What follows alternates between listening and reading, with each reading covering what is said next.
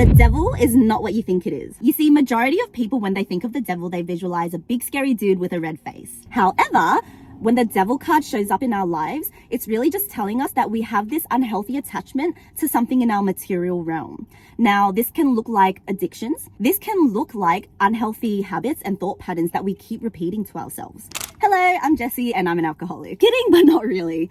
I used to be an alcoholic. Not only was I drinking multiple times a week, I would drink if I was alone in my apartment. I would drink if it was a work night. I've done my sobriety, and after a few years of being sober, I'm now just casually having glasses of wine. The devil knows if you have low self-worth. And that's exactly how he used it against me, by giving me alcohol as a coping mechanism and wrapping it in a pretty red ribbon, telling me that I was having a good time. So without further ado, let's actually see how the devil is showing up in your energy today and what you need to do to overcome it.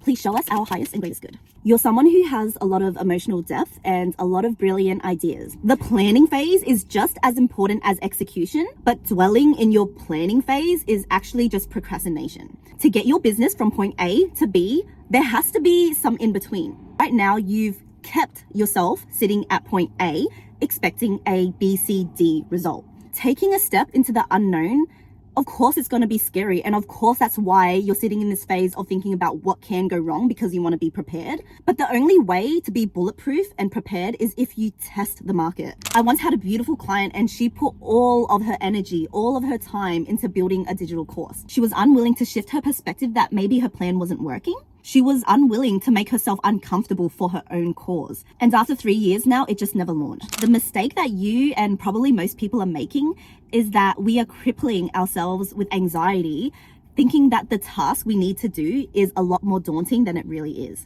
What's the task that you need to keep moving forward? Grab a pen and paper or open up your notes app. Write down 10 reasons as to why you are worthy of this business venture. I am worthy of being a strong leader in my business. I am so worthy of the collaborations and opportunities that my business will bring me. Write it, say it, feel it, and believe it. The second thing you need to do is build. So get out of your own head and ask yourself, what is one small physical action that I am doing today to get closer to my dreams? Off the top of my head, maybe you need to send some emails or a few pictures.